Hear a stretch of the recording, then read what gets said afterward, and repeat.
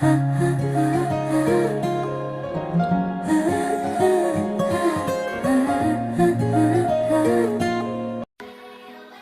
Hello' everyone, কি খবৰ আপোনালোকৰ? আশা কৰোঁ সকলো ভালে আছে।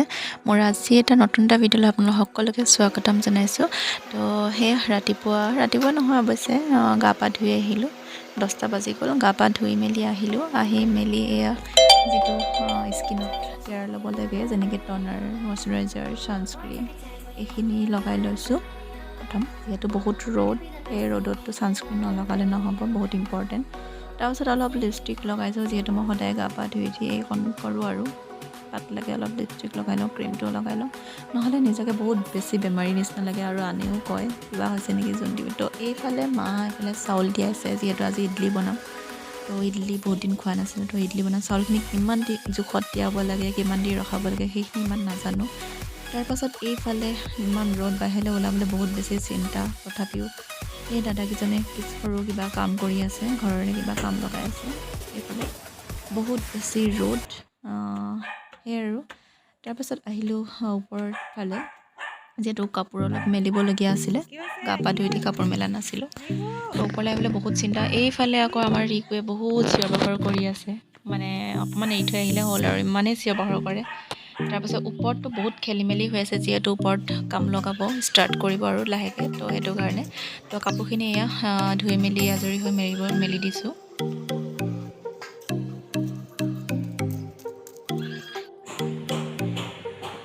কাপোৰ মেলা হৈ গ'ল এতিয়া।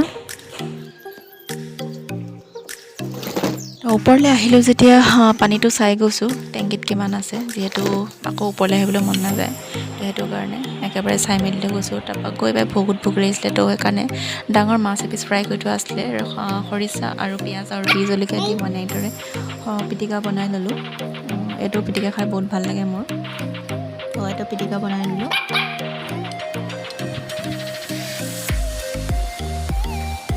এইফালে ৰিকু ৰখি আছে, খাবলৈ পামগৈ, যিহেতু জ্বলা দাগটো নিদিওঁ বাৰু মই। তো এইফালে কণী আলু ভাজি, ভাত, কচুলেং, খৰিচা, মচুৰ দাইল এনেকৈ বনাইছিলে। তো এয়া ভাতটো খাই আছোঁ, আৰু লগত কথা পাতি ভাতটো খাই আছোঁ। তো ভাতটো খাই উঠি এয়া চাউলখিনি তিয়াই এইটো ৰখাই থৈ দিছে, অলপ তিয়া হৈ গ'ল। তাৰপিছত এইখিনি বেটাৰখিনি বনালোঁ ইডলিৰ কাৰণে। ইয়াত দিয়া হৈছে পিঠা, লগতে শুকান নাৰিকলৰ গুড়ি, বেকিং পাউডাৰ আৰু ৰিফাইন গাখীৰ। তো এইখিনি মিক্স কৰি থৈ দিয়া হৈছে, আৰু ইয়াত বেকিং পাউডাৰ দিবই লাগিব, নহ'লে নচলিব। তাৰপাছত মই এইখিনি কলডিলৰ চব্জি বনালোঁ। চব্জি নহয় একচুৱেলি দাইল, কলডিলৰ লগত মচুৰ দাইল এনেকৈ খাই মোৰ বেছি ভাল লাগে, বেছি ভিটামিন পোৱা নিচিনা লাগে শুকান ভাজি বনোৱাতকৈ। তো সেইটো কাৰণে অকণমান তেল দি, নহৰু দি, তেজপাত এখিলা দি, জলকীয়া এটা দি মই এয়া মচুৰ দাইল, কলডিল, আলু এনেদৰে অলপ ভাজিব লাগিব। তাৰপাছত ইয়াত হালধি নিমখ দি দিব জোখমতে। ইজি হয়, আৰু এনেকৈ বনাই খাব যিসকলে খোৱা নাই, বহুত ভাল লাগে খাই। বেছিভাগে ভাজিয়ে বনাই খাই চাগে, মই এনেই দাইল দি বেছি ভাল পাওঁ খাই। তাৰপিছত এইখিনি ঢাকন দি সিজাই আছোঁ অলপ।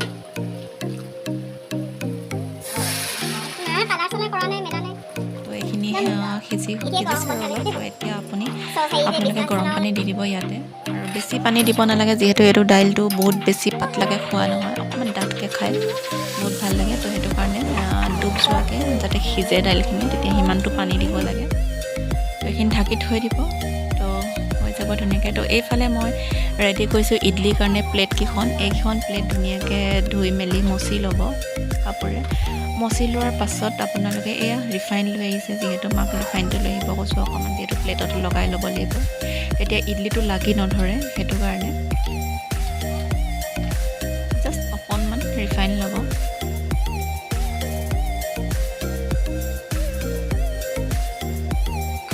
আৰু এখনকৈ গোটেই প্লেটকেইখনত ৰিফাইন লগাই ল'ব লাগিব। তো আপোনালোকক এয়া দেখাওঁতে তেল পৰি গৈছে, তো অলপ লগাই দিলোঁ। টেবুলখন চাফা কৰি থোৱা আছে বাৰু, সেইকাৰণে তেলখন লগাই দিছোঁ। এনেকৈ প্লেটত, প্ৰত্যেকখন প্লেটতে লগাই দিব ধুনীয়াকৈ, মানে বেটাৰখিনি দিয়াৰ আগত।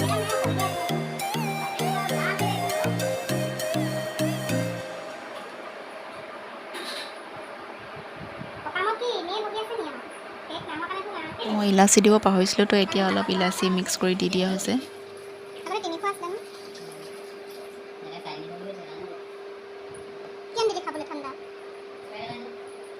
তাৰপাছত এতিয়া গোটেই প্লেটকেইখনত ইডলি ষ্টেণ্ডডালত অলপ অলপকৈ দিব, বেছি ভৰ্তিকৈ নিদিব যিহেতু এইটো ফুলিব, সেইটো কাৰণে বেছি ভৰ্তিকৈ নিদিব, ইমানটো জোখত দি দিব।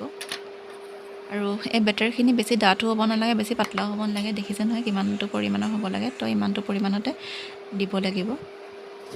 তো এনেদৰে দি দিব ধুনীয়াকৈ। প্লেটকেইখন মই যেনেকৈ দিছোঁ তেনেকৈ দিব, যাতে গোটেইখিনিতে ভাপত সিজিব, যিহেতু ভাপটো পায়, তো এনেকৈ কেঁচিয়া কেঁচিয়াকৈ দিব, যেনেকৈ প্লেটখন মই দিছোঁ।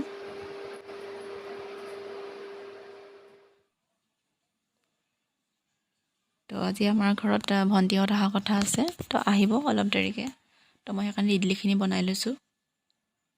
তো এতিয়া আমাৰ এয়া ৰাইচ কুকাৰৰ পানী উতলাই থৈছিলোঁ, উতলাই থাকোঁতে এই ষ্টেণ্ডডাল দি দিব লাগে, তো সিজি থাকিব 5 মিনিটমানৰ কাৰণে। তো এয়া হৈ গ'ল। এতিয়া চামুচ এপাত লৈ, যিহেতু প্লেটখন গৰম হয় সেইকাৰণে ভালদৰে ধৰি ল'ব কাপোৰ এখনেৰে, হাত পুৰিব নহ'লে। তো এই ইডলি বেছিভাগ জানে, আৰু যিসকল নাজানে সেইসকলে কৈ আছোঁ, আৰু এনেদৰে এটা এটাকৈ এৰুৱাব, চুৰিয়ে এৰুৱাব লৈছিলোঁ বা চুৰিখনে ভালকৈ নেৰে, তো সেইটো কাৰণে মই চামুচ এপাতেৰে এৰুৱাব, চামুচে এৰুৱালে বেছি ধুনীয়াকৈ এৰে। তো এয়া ধুনীয়াকৈ এৰ খাই যায়, তেল দি লোৱা হয়। কিছুমানে চুজি আৰু দৈ দি বনায়, তো সেইটোও ভাল লাগে খাই। আমি চুজি দি বনোৱা নাই, পিঠা দি বনাইছোঁ।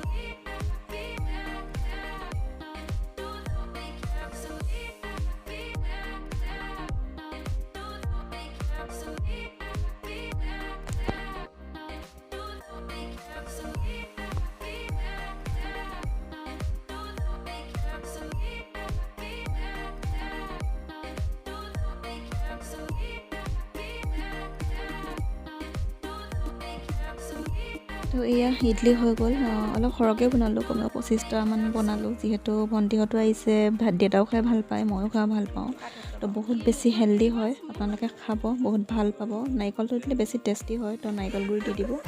তো এইয়া ভণ্টিহঁত আহি পালেহি, তাহাঁতক দেখি আমাৰ ৰিকুত ককমেনা এয়া ভাইটিয়ে লৈ আছে,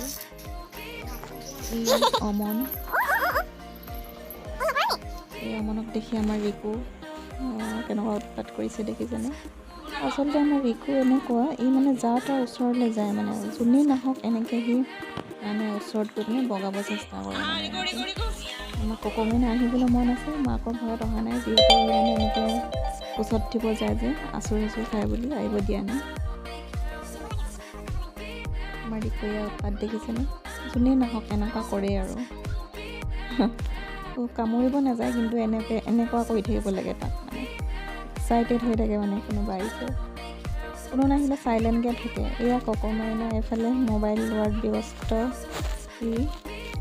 তো এয়াই আজি ভিডিঅ'টো ইমানতে শেষ কৰিম, যিহেতু ইহঁতক চাহ তাহ দিওঁগৈ আৰু। তো যদি ভিডিঅ'টো চাই ভাল পালে তেন্তে লাইক কৰি দিব।